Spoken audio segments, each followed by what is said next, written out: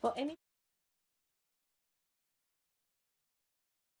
Welcome back to the Bread and Breakfast Show. And before that long break, we had a lovely new Afrobeat artist by the name of Gio Wellington with his new single Tonight. So please make sure that you support his endeavors and look out for more bright things from this bright young talent. And now, of course, if you're just tuning in, I'm Khalees Johnson, and this is the Men Breakfast Show, and I promised you yet another guest, and I definitely am not going to be disappointing you, because in studio with me is a beautiful, absolutely stunning young lady who's here to talk to us about her brand new book that celebrates womanhood and also teaches you a thing or two, ladies, on relationships and men. Of course, I am talking about the one and only Bami Adebayo. Welcome to the Men Breakfast Show. Thank you. Thank you for having me. Oh, you're very welcome. Now, of course,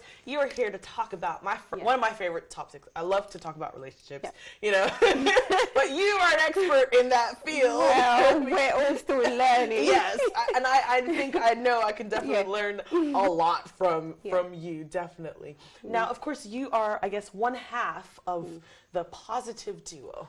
Yes. But we will talk about that a little later, you know. But, you know, tell me a little bit about your journey in the road of relationships. Yeah. Okay, so my journey so far, we got married. I got married to my darling husband. Okay. In 2006, so this is our 11th year. Oh wow! Basically. Congratulations! Yeah, thank you.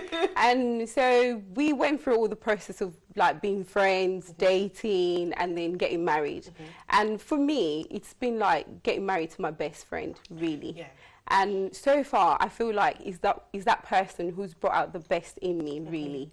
And because he knows me very well. So my journey of, you know, going through like relationship with him, and we're still best friends. And so for me, it's very important. So yeah. I absolutely love that. You know, I think many women and men are looking for that special someone that they can wholeheartedly say, you know, this is my best friend. I married my best friend. You know, how did you know, like for women that want to know the secret, how did you know that he was the one? I noticed that he cared about me a lot. He still does. He cares about me a lot. And when I'm around him, it makes me laugh a lot. It does make me laugh. Even when he's stressed and all that, he still manages to say a thing or two that will still make me crack up and just laugh. And I can be myself around him. And I think that's very important. You have to be yourself around the person that you love, or the person that you want to spend the rest of your life with. Most definitely. I think that's definitely good advice. That is wisdom, because you know, especially like in nowadays, like in modern day relationships are, I guess they have like a timeline of a year, 2 years. You see a lot of celebrities, you know, getting together for a few months and then they divorce. You know, what kind of tips can you give to people that are looking to have a long-lasting relationship? I think for people, if someone's looking for a long-lasting relationship, first they have to know their strengths and their weaknesses. They have to admit that, okay, these are my weaknesses in this area. These are the things that I don't do too well. And be ready to work on their weaknesses. At the same time, as a couple, you have to celebrate each other's strengths as well. Don't focus so much on your weaknesses, on the other person's weaknesses. Because when you focus on people's weaknesses, it makes them withdraw, and it makes them go into a place where they don't trust you. It makes them go into a place of resentment as well. So they will resent you for always picking on the things that they're not very good at, or the things that, because we all have weaknesses. And so, but you don't want people flashing it up in your face all the time, telling you, well, you're this, you're that. But when people tell you, oh, wow, you're such a lovely person, you're such a wonderful person, it makes you feel good. And it makes you want to be around them as well. So, yeah, that's very important. Celebrate each other's strengths and don't focus on the weaknesses. Work on the weaknesses together. I love that. So that seems to be the foundation for you guys becoming the positive duo, not the dynamic duo like Batman and Robin. Like, you know, y'all are the positive duo. You know, how did that come about? Well, I actually went into about 3 years ago. I went through a training to become a marriage counselor. Okay. Yeah, about 3 years ago. But because since we got married, I like talking to people about relationships, about marriage. And my husband, at some point, he encouraged me. He said, listen, you advise people a lot. You're on the phone talking to people, counseling them. And the thing about me is, no matter the issue people are having in their marriage, I will still encourage them. So long as it's not verbal or physical abuse that is really putting the person down, I will still encourage them to keep working hard at it. So he encouraged me. He said, you know what, babes, go and take the training so that you can become a professional. So what you're doing can be more focused, so you know what you're doing. And then I kept on procrastinating. I kept going, I'll find a course, I'll register, do this, do that. And then one day I just had this package in the post.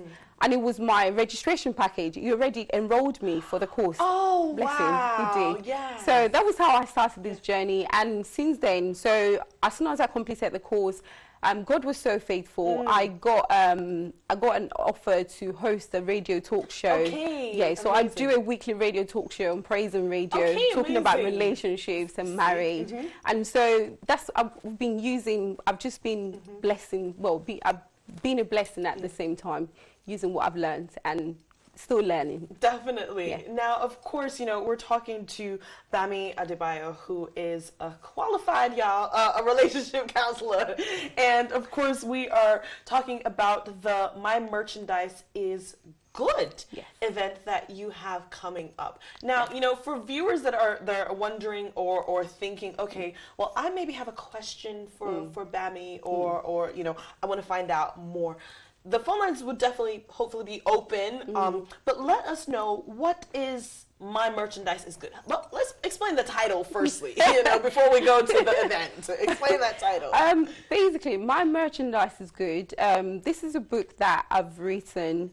It's for both men and women. And this book is actually based on the Proverbs 31, verse 18, where it says that she perceives that her merchandise is good. And so we all have our merchandise. And so wait. No. Everyone does. Now people, every man, every woman. Are we selling things? Like what do you mean by merchandise? But merchandise, what I mean by merchandise, well, you'd have to buy the book to find out. But just to give you a tip, your merchandise is basically that thing that is unique about you, that thing that you bring into the relative, that thing that you bring into the marriage. But you have to read the book. We have to read the book, definitely. Don't give away the secrets. But your merchandise is good. Your merchandise is good. You know, so you have to know that for yourself and believe that before the other person can believe it as well. I think that is so key, because a lot of women and men go into relationships thinking that they will find someone that will complete them when they are not complete in themselves. You know, is that a good way to think, or is that, you know, Personally, I believe that you should be whole in yourself first, because the Bible says that two shall become one. So it's two becoming one. So you have to be whole in yourself. You have to bring something. You can't just say, I'm looking for someone to complete me. You have to see yourself as a whole entity first, in order for you to now bring something to the other person. But if you think like you're the kind of person that you need somebody to complement a part of your life, then you will keep depending on that person for the rest of your life, and you don't want that, because you want to be whole in yourself. Definitely, 100%. Now, of course, as I mentioned earlier, that we live in a modern age where people are not looking necessarily for those quote-unquote old school values. You know, back in the day, like my parents' days, I know, or even my grandparents' days, people stayed married for 50 years, 60 years, but their values were different. They were looking for a woman or a man that was, you know, kind, that was nice, that they could be themselves around, and that would be good homemakers, that would be responsible. These days, men and women, men are looking for a woman that has a big Kim Kardashian, you know, posterior, whether it's real or fake, you know, and or like, you know, a figure 8. That's what they're looking for. And women are seem to be looking for men that have, you know, a 6-pack and fast cars and a lot of money. I mean, where do you think we went wrong, like in values? You know, I think we went wrong. The media has a lot to do with it as well. The media has a lot. And over the years, I actually mentioned this in my book, and the media actually, they've painted a whole picture of what an ideal woman should look like and what an ideal man should look like. So the media have, you know, not just the media, and I think people as well, we've kind of placed our expectations in the wrong places. So we all have like the wrong expectations from the other person. So when people now get married, they now see the real they see the real man, they see the real woman. They're like, whoa, I never saw that. Like she never spoke to me like that. So why is she talking to me like that now? So people need to kind of just go back to the basic of just being themselves. Just be yourself. You don't have to fake anything. You don't have to live a fake life. You don't have to make out to be somebody who you're not, because that would not make the married last. Now I'm getting a message in our visual piece that men are looking again, you know, because people are writing in and tweeting in their comments. Apparently, we have a comment from, again, this is a daytime show, people, but we have a comment from a woman who says that, to add on to the criteria that they're looking for, you know, they're looking for, how can I say this, for a man that is well endowed. Wow. And men are looking for a woman that is equally well endowed. Do you think that, you know, nowadays, especially amongst singles, do you think that we're looking for the wrong qualities? I don't think they're the wrong qualities, but what I think is we all want good things, don't we? Of course we do. We all want good things. Of course. And that's one of the things that I spoke about in my book. And the truth about life is you have to know what you want. If you don't know what you want, life would give you whatever. That is true. But at the same time, you have to be realistic with your expectations. You have to be realistic that the woman that has a Kim Kardashian, whatever, she comes with baggages as well. She would come with issues. But that's what people are not ready to face. That's the reality of life. We all have the side that is so good about us, that is so pleasant. At the same time, we have sides that is not so pleasant about us. Sides that is very ugly, that the other person, when they see it, they would leg it, like literally. So you have to be prepared that this is what I'm expecting. At the same time, you have to be real. You have to be real that, okay, so I want a very wealthy man. At the same time, this man will not always be around. He would have to travel the world. Are you prepared for that? So you have to be realistic in your expectations. So it's just being realistic, not being like unrealistic with what you're expecting from the other person. So you mean to tell me that long list that women have, because I know every woman out there has a list, you know, has a list, or before she got married had a list of all the criteria that, you know, they wanted in a man, and the men themselves had a long list of criteria that they wanted in a woman. You know, in your experience, what are the things that are not necessarily deal breakers? Personally, I know this may sound really harsh. I personally don't think that the physical appearance matters a lot. But in today's world, the physical appearance does matter. Of course it does. It does matter. Of course, But I believe that the beauty comes from within. Beauty is something that you feel from within. You have to feel beautiful from the inside in order for you to actually feel beautiful on the outward. But you have, at the same time, you have to realize that not everyone thinks that way. Not True. everyone thinks. So I personally think still look at the outward appearance, because whatever attracts you. True. And that's what would always keep you interested in the other person. Because believe it or not, what keeps marriage is what is always the physical attraction. You want to be able to look at your husband and think, or you want the wife to, or the man to look at his wife and think, dang, I chose right. So you still, the physical attributes will still be there. You still want that to so I don't think there's anything wrong in expecting to see the physical features, but it's just being unrealistic about it. Take for example a woman size 8 or size 10, UK size, by the way, gets married and then starts having children, say have 2 children.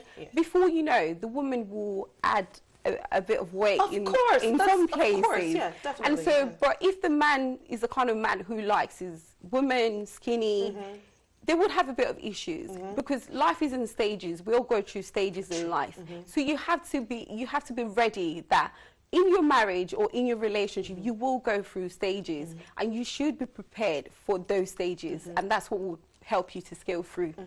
No, I'm absorbing all of this advice because I'm not married yet, y'all. See my ring finger's empty. But I think for ladies that are, should we say, in waiting, waiting for. I wouldn't say waiting, because we're not waiting for Prince Charming to come and rescue us. We're modern women, so we are working and we are building our own empires on our own, and looking for someone that is going to complement us, as opposed to complete us. So we're not little Sleeping Beauty waiting for Prince Charming to come rescue us. However, I think that for single women especially, of a specific background, let's be honest about it. We live in the United Kingdom, and we are of African and Afro-Caribbean background. What are some of the challenges that you've come across in the dating world when it comes to our African and our Caribbean sisters? Because we face challenges that our, should I say, our Caucasian or Asian sisters might not. I think what the problem is that we're trying to match our expectation of the person, basically like what our parents were back in the days, back home, or from our backgrounds. Because where we're from, when a woman gets married, she's meant to be submissive and not question her husband. That's what our parents did, or that's what our grandparents did. But in today's world, the modern woman wants, she's working, she's a career woman, she's very independent, she doesn't have to rely on the man for money.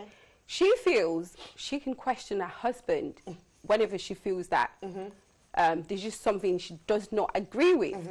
Whereas the thing about men is, even though they love their wives, but at the same time, they still want you to, or when they're dating, they still want to feel like a man. I don't know if you get what I'm trying to... So they still want to feel like a man. So you now have to create a balance.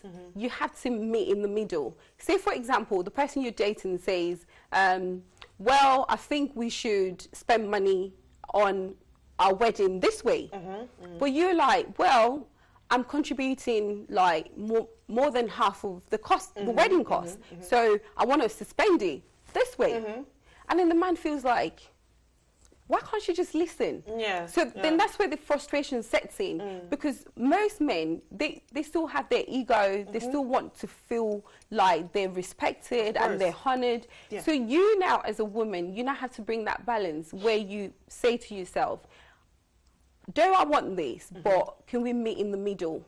So it's just about trying to meet in the middle, just trying to help each other, basically. If you try to help each other, it will be easier, rather than you saying, well, I've been single for this number of years, this is how I am, It's either you take it or you leave it. Yeah. But at the same time, just try and be understanding that sometimes men, you can still explain to them and say, listen, love, this is how I think we should do it. Rather than you saying, well, it's a no.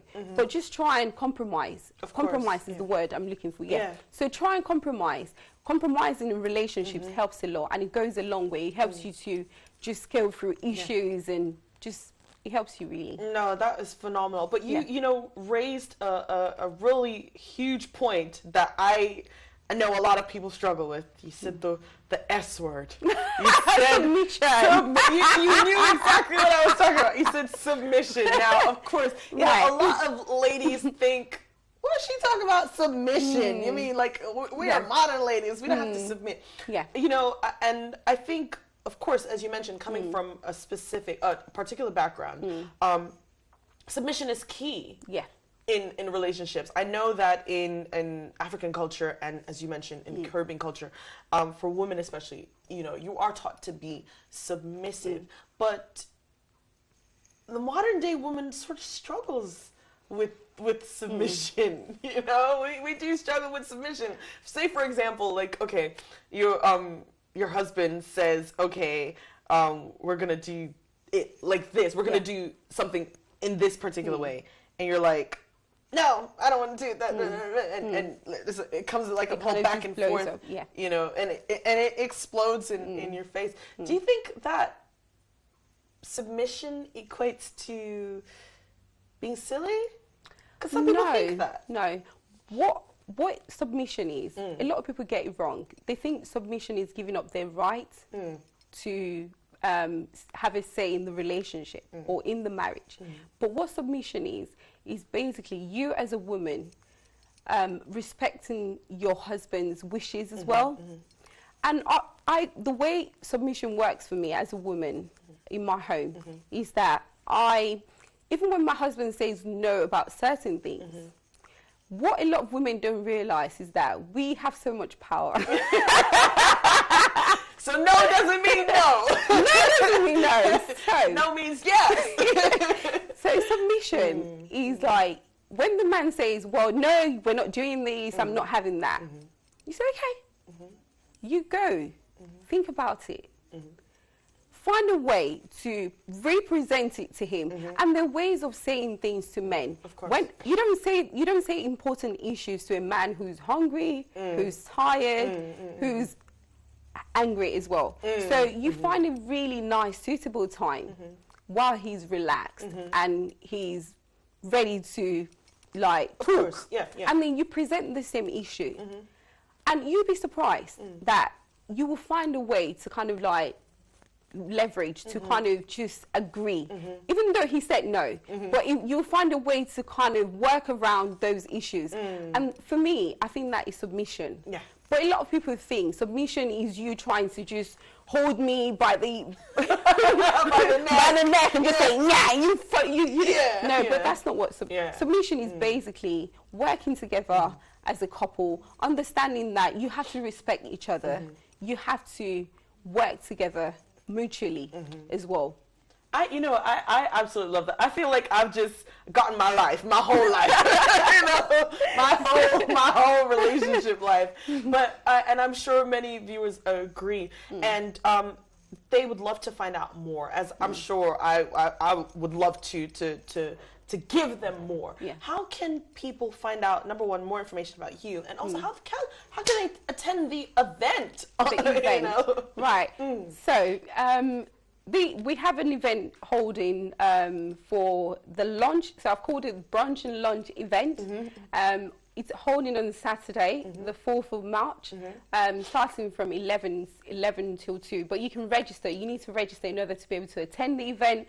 It's holding at the O2 in the Slug and Lettuce bar at the O2 at Greenwich. But to find out more information about my work and the work that myself and my husband do, please visit www.positiveduo.com. So it's positiveduo.com.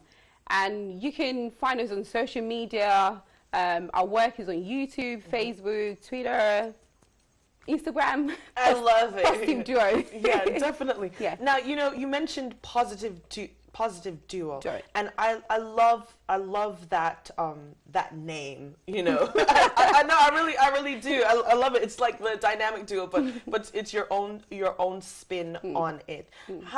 What has your husband's response been to this? Yeah, to your book? Yeah. Right. I've actually like had this book on my laptop for 3 years. Oh wow! Okay. Cover space. Yeah. Yeah. And I'm sure a lot of people are wondering, like, why is it taking her that long to publish the book? Yeah. You know how life is. Yes. Like sometimes you get so overwhelmed with things happening around you. At the same time, I just wanted to have more in-depth knowledge into the whole relationship and marriage. And so I've been doing this for 3 years. So it's 3 years this year. Okay. And I thought at the beginning of the year, I thought it's about time for us to. And my husband, he's been very supportive. He's been very great. Like, he's just been amazing. Absolutely. I'm thankful. Absolutely amazing. Now, again, just for the sake of viewers, before we go, please, tell us once more again how to follow you on social media. Yeah? So on social media, to follow us, it's Positive Duo on Facebook, on Instagram, on Twitter, and YouTube. You can actually watch videos of our talks on YouTube. We do vlogs, like weekly vlogs on relationships and marriage on YouTube as well. You can also listen to my radio talk show. It's called To Love and Cherish Talk Show, TLC, on Praise and Radio. It comes on Tuesdays at 11 a.m. and repeat on Thursday at 6 p.m. Amazing. I'm gonna listen tonight. Yes, definitely. I need some information. I need to absorb as much as I can before I officially get married. Definitely. So thank you so much, Bami. Thank you for having me. And you are welcome back anytime to talk about relationships and talk about things. You know what? Actually, there was a funny story. Like before we actually go for break, our viewers will remember. I think it was Valentine's Day. Actually, about 3 weeks ago, where this man. He sent this woman a text message asking her for a refund. He took her out on a date. I'm telling you, this is modern dating. He took her out on a date. He asked her for a second date, and she refused. So apparently on the date, he spent like up to like maybe 80 pounds or something. No, something like that, about 80 pounds or something like that. And he sent her a text message saying, "Oh, I want you to compensate me for half of the bill." No way. Yeah, because she refused him. But it was his treat to her. Yeah. When you treat someone, it's a treat. A treat is a treat. So I hope the person is watching. I also do. Bami, thank you so much. Thank you so much. Thank you for having me. You're welcome. You're welcome. We're going to go for a quick break, and after the break, we will be back taking more of your calls. And perhaps maybe you have an interesting dating story you'd like to tell me, or you'd like to comment on this morning's phone-in topic, of course, which is the xenophobic attacks on African migrants in South Africa, amongst other headlines. Don't go anywhere. It's still the Ben Breakfast Show.